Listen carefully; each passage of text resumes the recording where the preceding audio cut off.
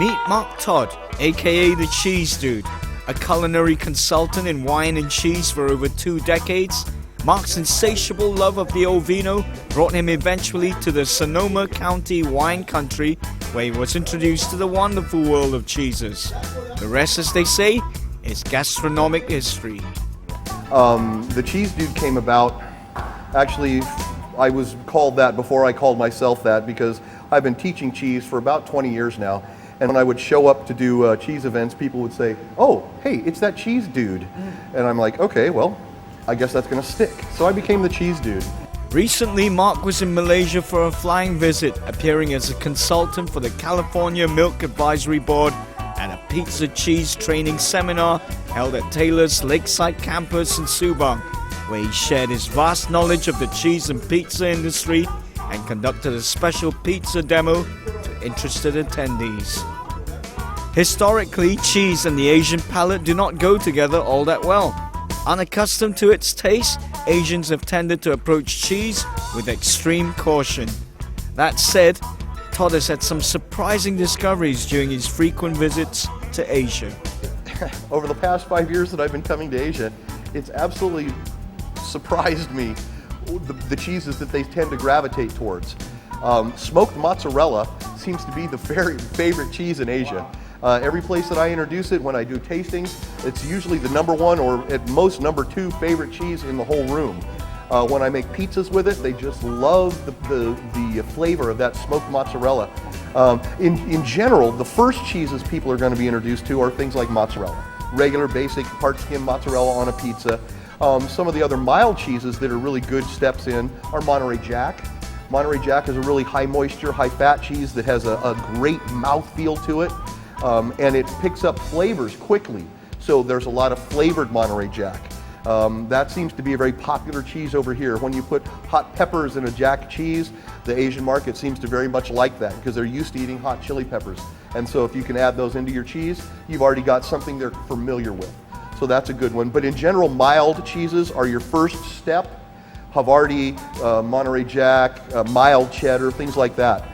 Working with the California Milk Advisory Board promoting California speciality cheese, it's no surprise to hear Mark waxing lyrical of their quality and deliciousness.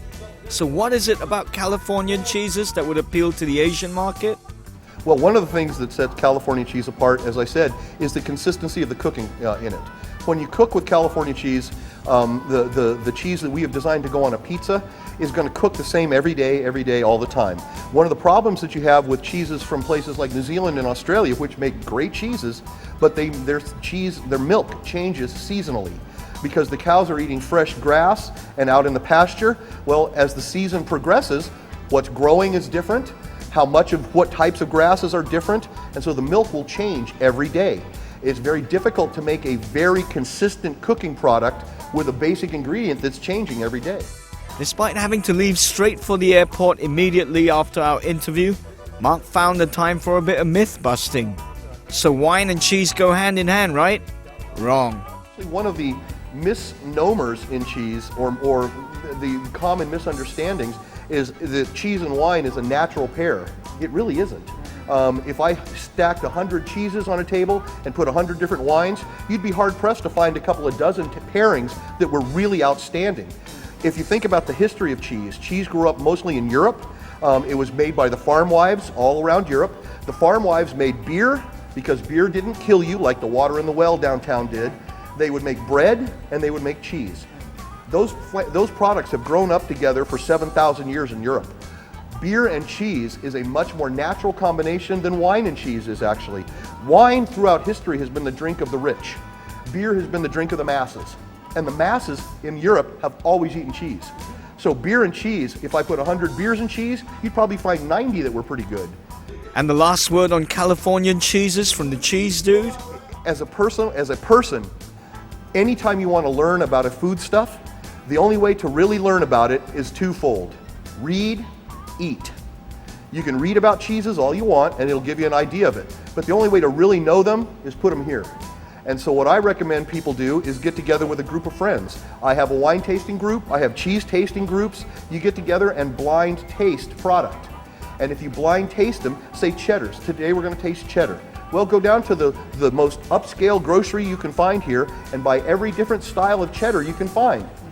Put them all out with no labels on them and then taste them to see what the subtle differences are between the different styles. That is how you will train your palate to recognize qualities that are valuable and positive, and ones that maybe shouldn't have been in there.